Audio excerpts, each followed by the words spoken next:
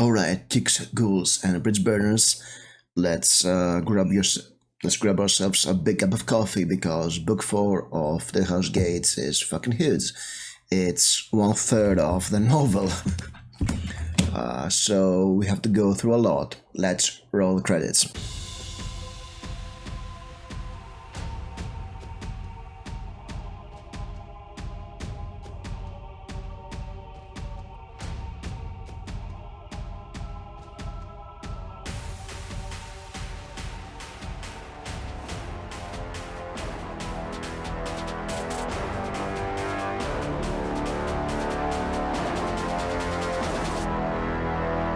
All right.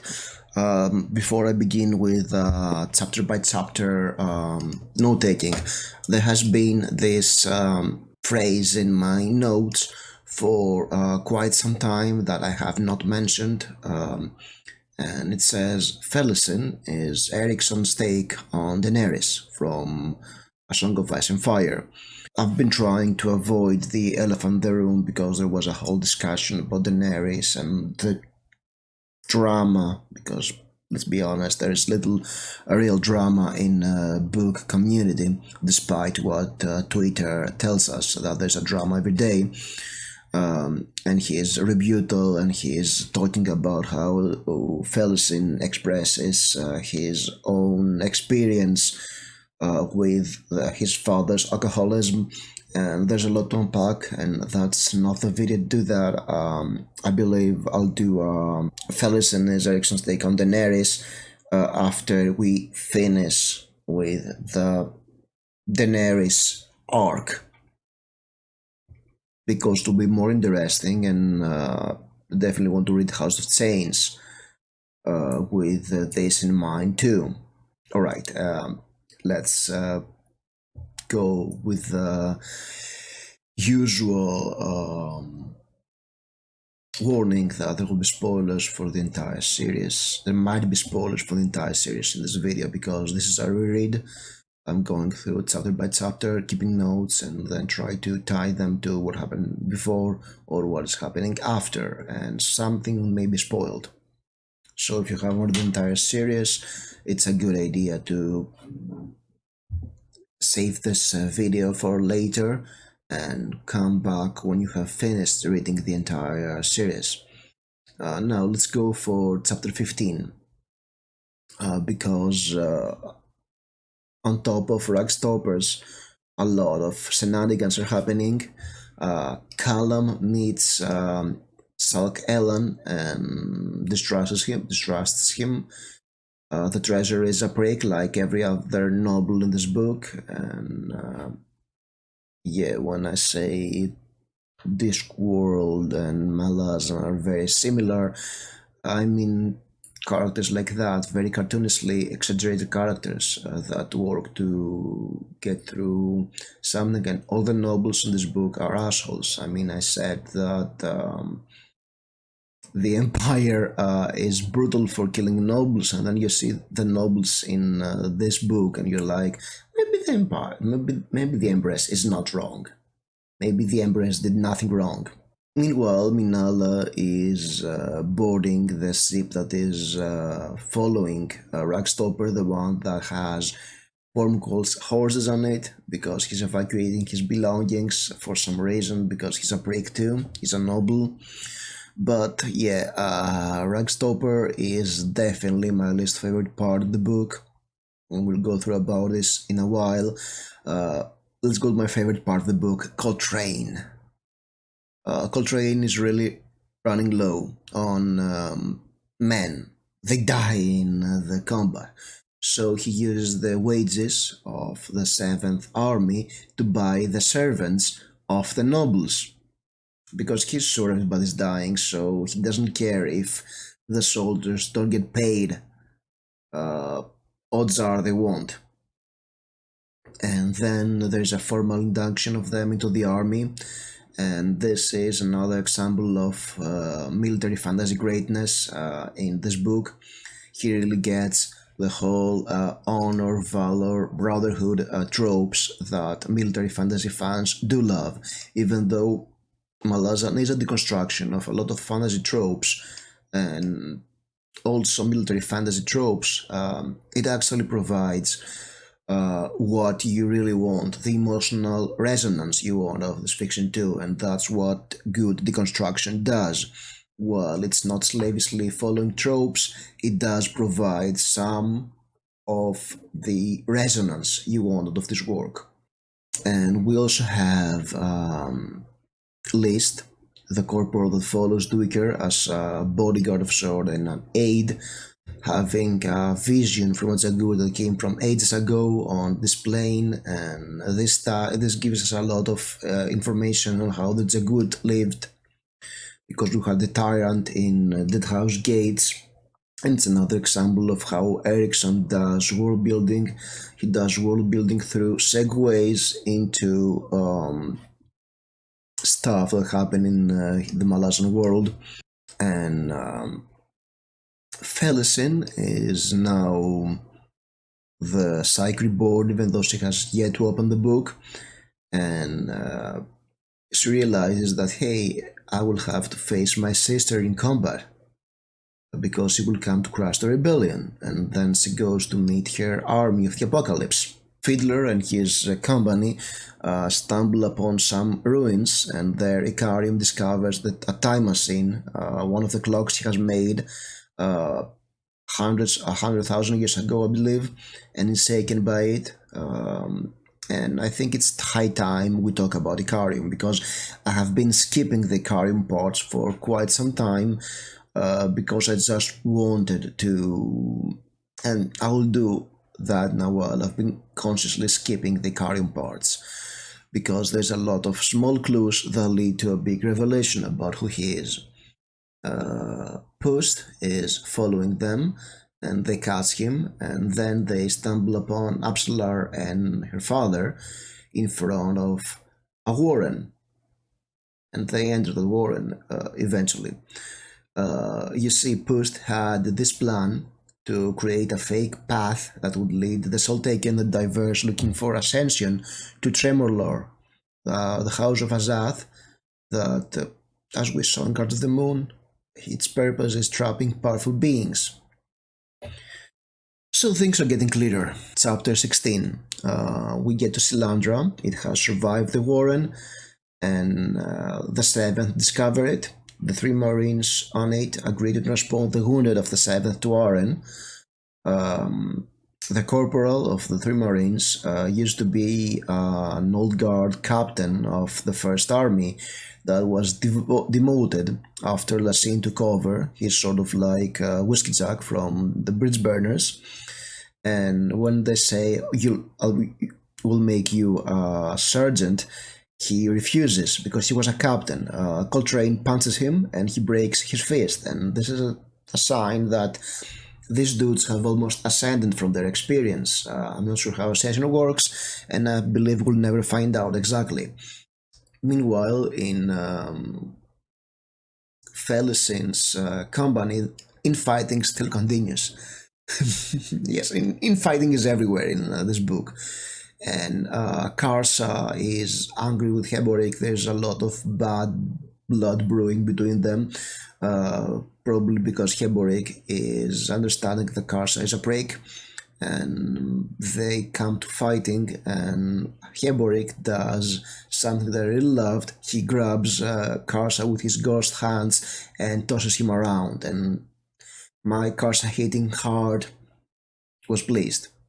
And yes, Karsa is here known as the Toblakai, but you know that already. Alright, I've said let's go to Icarium, because at the gates of while doing the Warren, we have some revelations about him and a lot of things tied together. So let's go to the tragedy of Icarium. Icarium is a Zag, meaning a half Zagud. So when they reach Tremorlor, Mappo warns Icarium, don't go in there, you'll be trapped by the Azath. Why? Because Icarium has these rages. He goes mad and unleashes destructive power that can level cities. And in fact, he does level cities. And the ruins they met some time ago, they were ruined by Icarium having a rage. And or something like that. And after his rages, he loses his memory. And we saw that they were fighting Soul Taken, so he killed one, and then he forgot everything. And Mappo was like, "Oh, nothing happened." So you know that Mapo is aware of his condition and is gaslighting him because he's always dreading that he will find out the truth about his memories. Mapo had a flashback very early when he was enlisted by some figures, the nameless ones, to guard Icarium after he destroyed his tribe, and he has to ensure that he will never remember what he did. But you know what? Icarium learns all that and says, "You know what? I should probably be trapped by the Azath because I'm dangerous," and that makes him so more sympathetic as a character. Iskarl's entire plan is leading Karim there in order to kill the Soul Taken trapped into the Azath and also be trapped by the House of the Azath too, so the world can get rid of Icarium. The team convinces him that you should ask Shadowthrone for help, so he summons the Five Hounds of Shadow. Yes, there used to be seven, but then two were killed by Anomander Rake in Guards of the Moon. So they all head to the house, but first they have to go through a maze of routes. Back in the 7th, the nobles have stricken a secret deal with Corporal Dom, one of the rebels that is following the 7th, and Corporal Dom is this former commander of the Malazan army that even Lassine thought that he was too bloodthirsty for her, so not a good idea, and he became a rebel. And the deal is that if the refugees leave the army, they will let them pass through. And Coltrane sets the trap because he knows of Corporal Dom's reputation as well as what he would probably do in his case, because the refugees are already leaving the army, orders the army to go between them and protect them. And slaughter ensues as it was predicted, and there is this really, it's a great epic battle, another epic battle on a river, and there is an epic moment where Duiker encourages the refugees to fight, and they lash out against the archers of the Army of Revolution that tear them apart with bare hands and all this kind of stuff. Sor Moinath is killed, so that's a great loss for the 7th, and overall, yeah, the nobles are pricks. So chapter 17, and here we got to Ragstopper. Something is off. Time seems to pass strangely. Two privateers are following the ship. The ship rams one of them. There is a battle, and they find out that the treasure had some relatives of his organize a heist to get the treasures and run away. And the whole Ragstopper events feel like filler to me. And there is more here, so I hated this part. On the way out, they meet the fleet of Tavore as it's coming to Aren, and Callum is mistrustful of Elam. I wonder why. Chapter 18, Fiddler's party encounters the bodies of the nameless ones, and Incarium recalls seeing them after Mapo's homeland was demolished. So this reveals that he didn't destroy Mapo's homeland, the nameless ones did, in order to manipulate Mapo to follow Icarium, but he takes his time before he accepts that. It happens a bit later. As they close to Tremolor, they see demons, ascendants, creatures they don't know what they are, trapped in the roots, as well as encounter as Soul Taken and Diverse, and there's a fight. And Fiddler is running low on munition. He has thrown each and every of his casters and flamers and stuff, so he's down to his last flamer, and instead of throwing that, he throws the conch that the Spirit Walker gave him earlier on. And the spell washes away the wave of rats, but the diverse that's attacking them, the one that also attacked Felicin earlier. And yeah, should I complain about how convenient it is? Nah, I won't. I mean, the Spirit Walker knew that they'll be there. Really, there are some things I can complain about, but it's not worth it. Okay, you have to get used that people know things they shouldn't know in Malazan. The end. And of course, we saw Krupa and his dreamscape. So yeah, there is some inward explanation about what's happening. But however, while this is happening, Karim is beginning to rage. So Mappa knocks him out because he doesn't want to be killed. When Karim is in a rage, he levels everything and kills everything around him. And while he's unconscious, the hounds close in for the kill. But Fiddler forces Puss to call them away. He complains, he says that we should give Karim to the house, but finally he obliges to the threats. Felicin meets her new army while this is happening, only to find out that the mages, the three mages that are in control of the army of the apocalypse, might not follow her. So there is more infighting in this party too. Callum had something called the Save and Knuckle in a Hole. It was mentioned again and again because foreshadowing is a big thing with this book. And he used this to commune with Quick Ben while he's on the Ragstobber because he feels that something is off. And we learn that Staffons and Abakis are not going well, which is no surprise because Memory of Ice is almost 1200 pages. We have no spoilers about what is happening, just a foreshadowing that things are bad. Members of Ice happens in parallel to Deadhouse Gates, but he's of little help. He reveals that a warren is affecting them, probably a warren of the mind, and after that, we learn that the ship is going to land in Mala City instead of Fund. So yeah, the entire thing exists so that the group can gather together in Mala City. I hate this arc. And Erikson really has this thing. He knows where he wants people to get and what to do. So he creates a lot of complications that will get them there. And if he can squeeze in some opportunity to add some world building, the better. And probably that's why Malazan Book of the Fallen ended, while Song of Ice and Fire, which is more of a plot garden book, is still, yeah. But sometimes these complications can get tiring, and this is one case of it. When I say that Malazan can be a bit of a grueling ordeal, it's because of stuff like that, because of characters have to get from place A to place B, and maybe the subplot that encompasses this getting from here to there is not that interesting. It's something that's happening. But enough about the Ragstoppers. I don't care enough to talk about it. Because let's get the Coltrane, okay? He took heavy losses in the battle in Vathar, where the nobles tried to sneak past him. And there are some great parts here.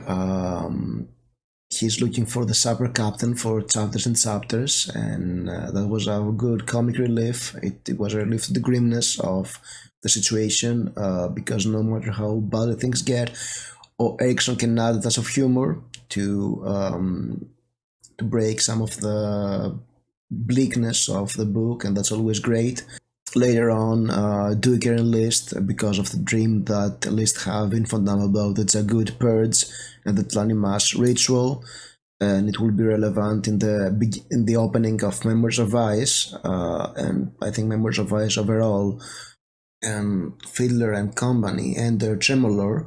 Mappo feels that the house wants to capture Icarium, and realizes that yes, I was tricked by the nameless ones because he traveled a long time with Icarium, and he considers him his friend. Again, strong bromance in Malazan is a thing. We know that. And as they reach the house, Moby, the familiar that Crocus had in the beginning, that had disappeared at some point, reappears, and Phil realizes something's very wrong with this Bocarala. The house looks exactly like the dead house in Malaz City, where that Filler knows and hopes he will get there through the Azath, but the door refuses to open, and a swarm of blood flies comes for them. And I've talked about how brilliant is Erikson at foreshadowing, because he introduces something early that may feel trivial or superficial, and then brings it back again in a very tense moment so he doesn't have to stop and explain it. We knew that bloodflies were very lethal, since Felicin was bitten while they were escaping from the skull keep. So we know that the threat is real, and here they're closing in on our party. Of course, it's going to be a bit of a cliffhanger, and we get to the seventh, who is going through a dry patch of land and running low on water. People are dying from thirst and exhaustion because there is a running escape, and their enemies are fighting them for days and days. And soldiers die while walking from exhaustion. But out of nowhere, the Trigale Trade Guild, a group of merchants that traveled through warrens, come in with food and water, and they were sent by Dudek, along with money from and paid by the alchemists of Darukistan. We also learned that Dudek outlawing was a ruse by Lassine to ally Malazan army with Caladan Brood without, you know, boarding the Empire, because the Empire couldn't do it, because they had to fight the Panian Domin, which is a real threat. And the Panian Domin is where we actually start to get to the meat of Malazan Book of the Fallen, but that's a Memories of Ice thing. The real deal is yet to be revealed. The real villain of, not villain, the real antagonist of the series has yet to be revealed. It happens in Memories of Ice and House of Chain. And they also give Coltrane a smoky glass bottle on a chain and instruct it to wear it at all times. And later on, he hands this item to Duiker because he wants somebody to survive. He understands that this is in order to save him, to transport him to Darukistan when he dies, or capture his soul. And he wants somebody to live to tell the tale, so he gives that to Duiker, and hoping he will tell how the Seventh fought. There is, of course, a battle with their pursuers, and it goes very badly until some local war chiefs that came up and had a parley with Coltrane were so impressed by his speech that they sided with him. And yes, this is epic shit, and we start to get to a point that Coltrane needs some Deus Ex Machina to just get through everything. Things are very bad for the Seventh. This book is not a fun ride. Let's go to chapter 20. Oh, this video is running long, and we're only halfway through the book. So everybody on Fiddler's part is trying to open the door, but they fail, and then Moby opens it. Ikarim has come through from his unconsciousness and is raging. Stormfly is among them, so they're between a rock and a hard place. And then Moby opens the door and they get in. They begin to search the house and find the former guardian dead. It's a Furkul Assail, one of the four elder tribes. There are four elder tribes in the Malazan world. They are the Tlanimas, the Jagut, the Furkul Assail, which will appear formally in the Crippled God, I think, or Dust of Dreams, and the Kichan Tsemala, which are features in Memories of Ice. And while they do that, they hear a bell from outside. They open the door, only to find out that the Trigale traders also appeared to them to give a fiddler more munitions. That's a gift from Quick Ben. Moby is revealed to be a soul taker looking for the path, but instead it was chosen as the new guardian, and the way he reveals his true form and is left in the house alone is very Pratchettian too. Not as in humor, but in the way it's written. It reminded me of how death is often portrayed in Discworld. They also find that the corpse of Dasemultor's daughter, left here by Dasemultor himself after he broke his vow to Hood, and finally find the portal to the dead house and head there. Callum is also reaching Malaz City, so we'll have a convergence of the party there. Coltrane's army is getting decimated, so he makes a very hard decision. He assigns Duker, two of his warlocks, Nether and Nil, the ones who helped in killing the same god, as some of the younger Wiccan warriors to escort the refugees, while the rest of the army will delay their pursuers. So yes, the 7th army will die. A local tribe agrees to shelter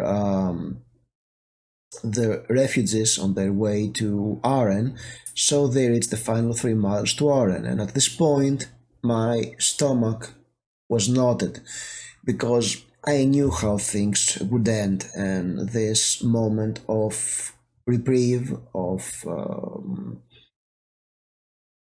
this win, only felt more bitter because I knew that would end in tragedy. The sense of Pyrrhic wins, of the price of winning, is very strong in Malazan Book of the Fallen, and this book is a good indication of it, and many more tragedies will follow in this book. But what makes the House Gates so powerful is that you see that early on. Meanwhile, in Sadu, Cotillion visits Apt and her Sam, the boy that Saltron gave her, and finds out that the boy can see the Sadu Keep as it was, and how he perceived it. And there is a great line here, because the boy asks Cotillion if it's his fault that he was hurt, and Cotillion says, Cotillion's an assassin. He's one of the bad guys of the book, sort of. And he says, they hurt you because they could. Because there was no one there who was capable of stopping them. And there are some very deep lines in this book and the entire Malazan Book of the Fallen, and while often complain about the inner monologues of certain characters, where they ponder on their philosophy for pages and pages, I have not seen any of these parts in Deadhouse Gates.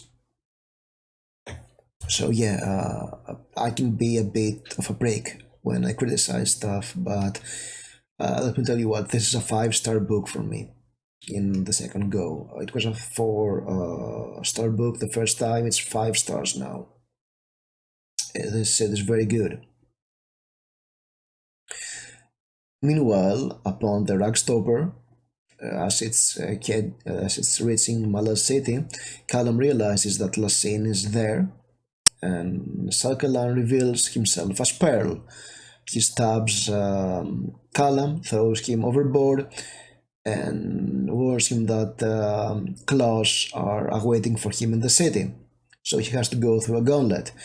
Apt appears out of nowhere, attacks Pearl, and Minala, who is on horseback, dives in the sea to rescue Callum. So yes, Minala is a keeper. And from here on, the party is on. The next chapters are just amazing. In chapter 21, we're in Aren. Felicin uses the Whirlwind Warren to transfer her army to Aren. It will take some time, and things are happening in Aren too. Meanwhile, Duker manages to get his refugees inside the iron walls while an army is approaching them. And he gets on top of the walls where he witnesses the last 400 men of Coltrane being slaughtered by Corbolodom's forces. And this scene is glorious in its tragedy because it's of the men or even the weekend dogs, which have not mentioned at all throughout this part, but they're very vicious dogs that fight like their masters. They're a bit of sin stealers when they come, and they go down gloriously. They are piled on. They're hit again and again, and they just don't fight. It's like the 300 in the movie, where they are hit and hit again, but they won't go down. It's really epic. Duiker is begging Pormqual to do something, but he is too afraid to.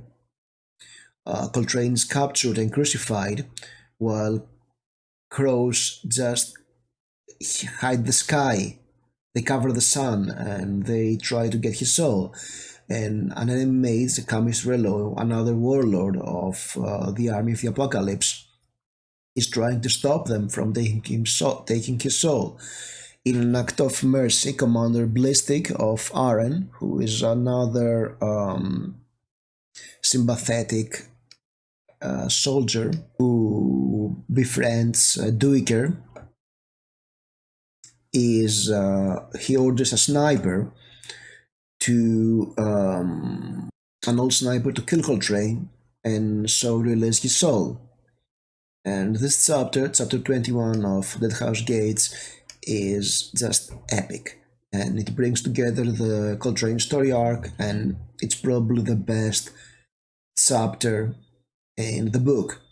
But sadly, there is more to the Aren arc. Things are not over yet, which is sad. Let's take a break and go to chapter 22, to the bridge burners. Callum is going through claw hands. Hands are 5-people squads that are as he's trying to get to Lassine, and he's a force to be reckoned with. He is just epic and just kills the assassins like they're nothing. Well, he's unarmed, and yet it's epic, really. Callum is another badass character. The Azath spits pushed out, then it spits Mapo and Icarium out because they are in some sort of a warren that is a huge map of the multiverse, and it's there are some dots on the ground, and its dot is another house of the Azath. It's like huge. In Aren, the army is really pissed with the High Fist for letting Coltrane die, and Corbolodom's men are celebrating outside the walls, and Pormqual is, being a coward, is planning to attack them while they're drunk.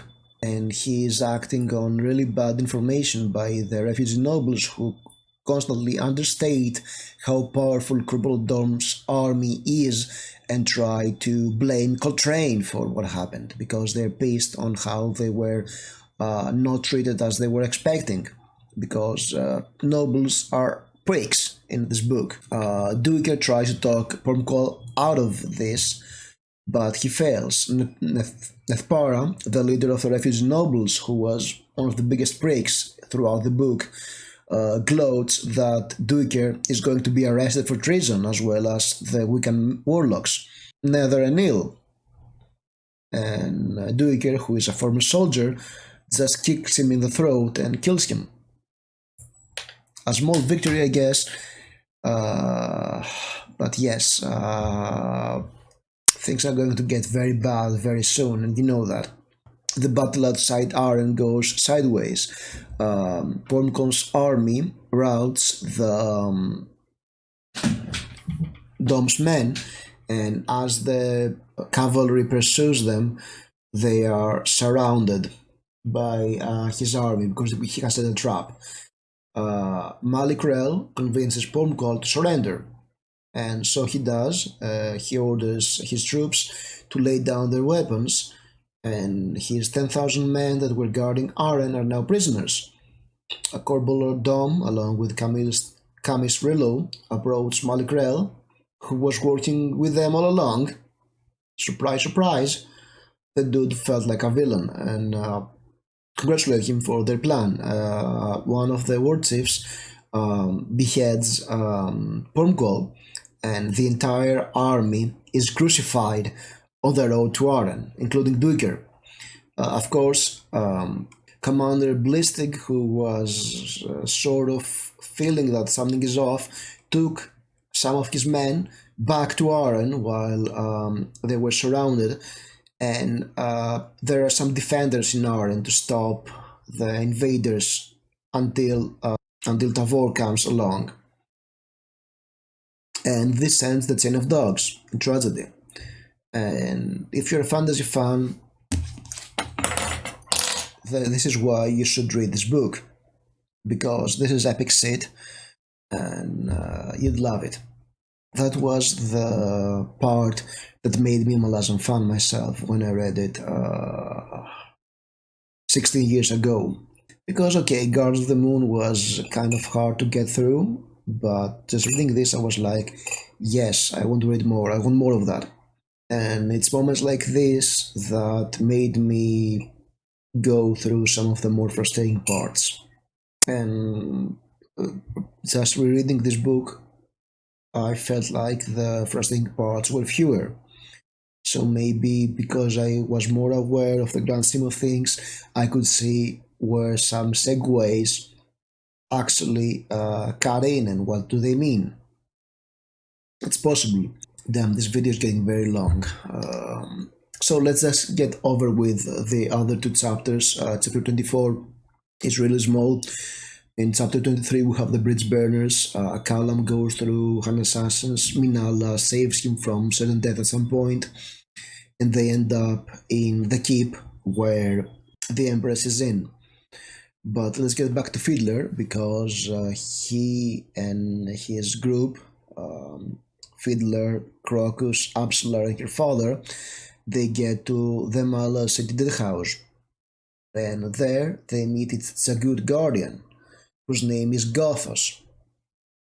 And Gothos is often mentioned in what, when we talk about his book, Gothos Folly, and there are passages of Gothos Folly throughout the Malazan Book of the Fallen, because every chapter starts with an in-world quote from an in-world book or poem, and Gothos Folly is often mentioned there, and he's also Ikari's father.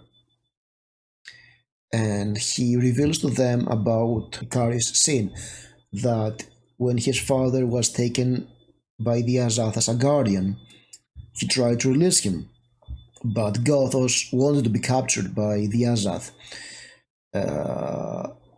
So in trying to save him, he wounded a warren that led to it being fractured. And I think it is later revealed, but I could probably piece it together, that it's the Warren of Shadow, called Emulan,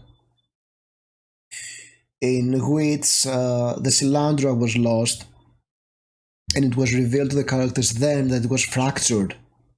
So you start to see how the pieces fit together and give you a bigger idea of what is happening. You have some riddles, some hints thrown in the book, and later on, or maybe in another book, you have an explanation, or you have a little piece of information. Like, for instance, in the Silandra case, you had the Tlanimas patching the wounded Warren, and then you go to Members of Ice's prologue, where there's another wounded Warren and something is passing it. So this is how it works. So yes, there's a payoff for a lot of the weird stuff happening. And the shock from wounding the Warrens, why he loses his memory every time he rages. And as the party exits the cemetery, the Deadhouse, Apt appears, informing them of Callum being in danger. Callum finally confronts the Empress in a dark room full of magic, and she speaks in defense of herself, turning Callum around so he doesn't kill her, but not that he could, because he was using a corpse to talk through the entire time. And upon exiting, he and Minal are saved by Apt, and the entire Blitzburner party is taken into Sadu. And in Sadu Throne sends Apsalar to her home along with her father and Crocus. Callum and Minala remain in Sadu to take care of the children that Apt saved, and Fielder re-enlists to fight in the Seven Cities instead of joining the Bridgeburners. So yeah, that's pretty much this part of the book, and at this point you understand that this is just setting up where everybody will be in the next books. So in chapter 24, Felisin arrives outside Aren to witness the outcome of the slaughter. Keborik, who is blind too, is unable to see that the Duker is crossed. She orders Corbolodom to follow her army, and they retreat back to the oasis to prepare for Tavor's attack. So we have a lot of the events of House of Chains set up. Tavor has landed in Naren in his preparation to crush the revolution. Icarium and Mapo have landed on the road outside of Aren. They meet the three marines from Silandra who are in a cart and looking for Duiker, but they are too late. They find the body, and they can do nothing about it. It's too late. The only living beings they find are two of the Wiccan dogs. Actually, the Bult, the most vicious of the Wiccan dogs, as well as a noble Rhodes dog that he stole away. And they're still not dead. And Mapo tries to heal them with a healing potion he had all along. And a bit later, two of Baruch's demons come and recover Duker's body. So yes, Duker is returning at the end of Memories of Ice, when those threads converge too. And in the epilogue, we see a pregnant Wiccan woman visited by clouds of crows, and the child inside her was empty. As we saw in Guns of the Moon, some children are born without souls, so another soul can enter them. And she can feel this child stirring inside her. That means that Coltrane will be reborn. Same as with Silverfox in Guns of the Moon. So yeah, that was Deadhouse Gates, Book 2 of Malazan Book of the Fallen. Let me show it to you one last time before it goes back into the bookshelf. As you can see, Memories of Ice. I'm reading the early pages, and yeah, this video took me some time to do. I think I'll do some more vlog style videos for Memories of Ice as I'm reading along, and oh boy, it's 1200 pages long, so I have to do a lot of reading to catch up, to do that thing to do it during May. So yeah, that's a thing. So that was it. The House Gates, a great book. I hope you like this video. I'll see you soon with with Memories of Ice videos. Thank you for watching.